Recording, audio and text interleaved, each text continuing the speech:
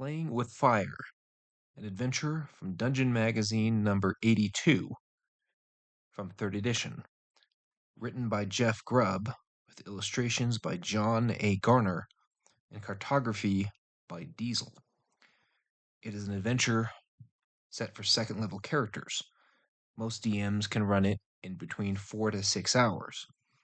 It is set in a wilderness setting, essentially starting at an inn, and exploring a tomb that has been sealed off. Now, as I'll note, it begins at an inn, known as the Osterhaus, or the Osterhaus Inn. Let me move down here to the opening page. It can easily be placed anywhere in your campaign where there's a mountain to the north. I would suggest placing it if you're playing in Forgotten Realms, somewhere in the Frozen Far, perhaps somewhere north of Mirabar would be a perfect location, right against the spine of the world.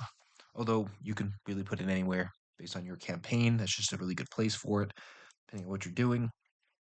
The hook for the adventure is that the players have previously found a blue crystal key that isn't necessarily magical, but it's interesting and they don't know what the key is for. Now, when they begin the adventure at the inn, move down here, at the Ulsterhaus Inn, you can see the map here for the inn and its first and second floor, and details about its different rooms. There's also some details about its staff. While they're at the inn, they happen to notice this unusual shield on the wall. It's a dwarf shield, a dwarf by the name of Winterbach.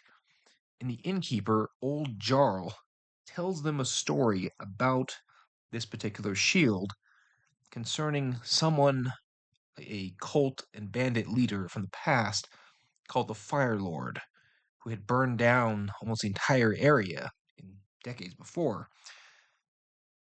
The Old Jarl's tale gives clues to the tomb's location and where they can find the Fire Lord, but it might also lead them to a blue door which seals his tomb.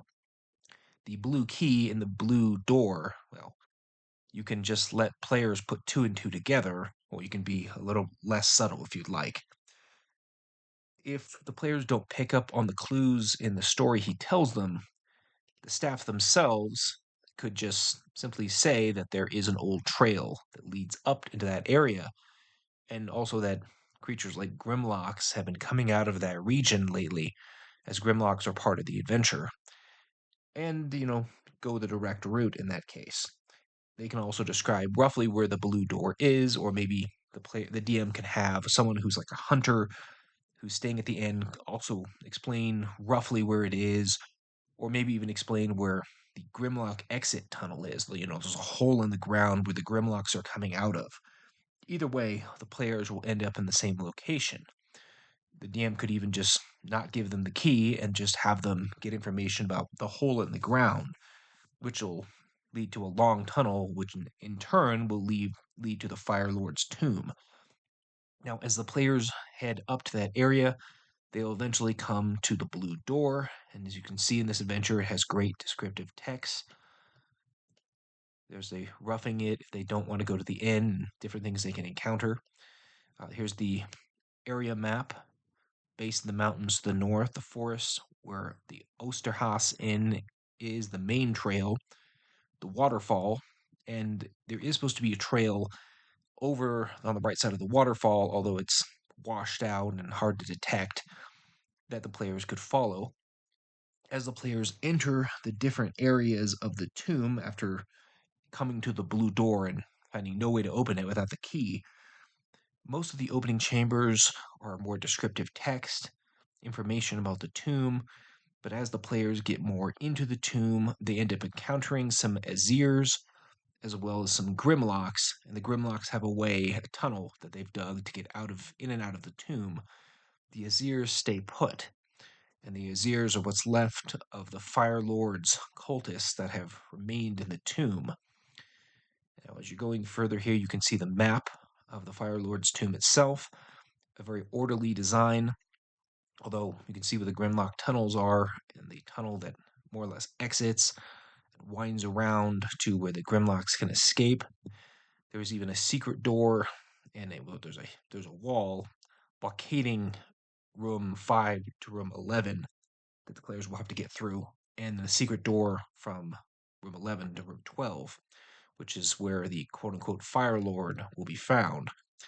As the players are getting in here, there's some pretty minor traps, but eventually, as they clear through the Grimlocks and the Azirs, which is really going to be likely 2 fights, if not one big one, eventually they will have the choice of breaking into a further part of the tomb if they really want to, and encountering the quote unquote Fire Lord, which the twist in the adventure is there is no Fire Lord. There is his armor, which appears to be sitting and waiting for them, but the real threat in the end is a fire elemental and some fire methods.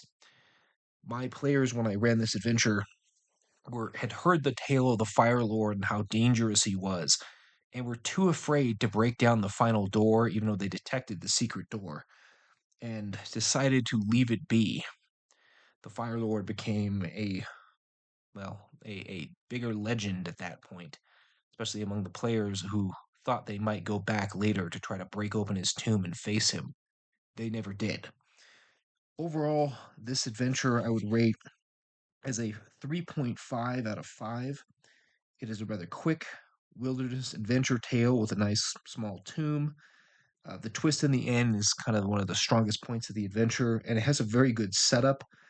I feel like the tomb though is rather predictable in its design, and it could use some different creatures. It's nice to see the Azir being used, but it would be interesting if the designer had come up with at least one original creature for this adventure. Maybe just a random encounter creature that something the players encounter on the way.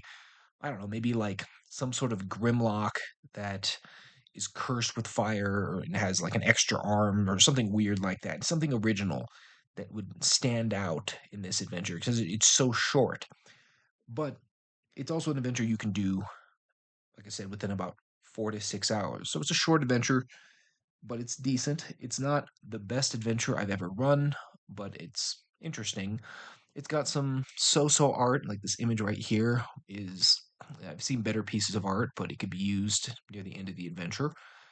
It's got a decent map, a couple different decent maps, and the more interesting thing is you have an image of the shield that you can share with your player characters. It's a decent map of the inn. By the way, I have a new map of the actual tomb that I drew in Dungeon Draft, which I'll show to you. And then if the players get to this area, you can show them the fire elemental who appears to be the Fire Lord, which is, again, the best part of the adventure is probably the twist in the end.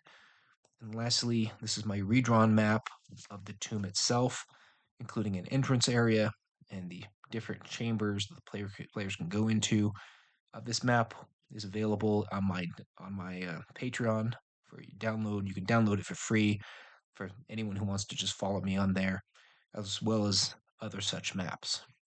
Again, this adventure is worth playing and a great little secondary or third adventure while the players are on their way somewhere, but not a must have adventure for players to run. Just a decent adventure that would be interesting.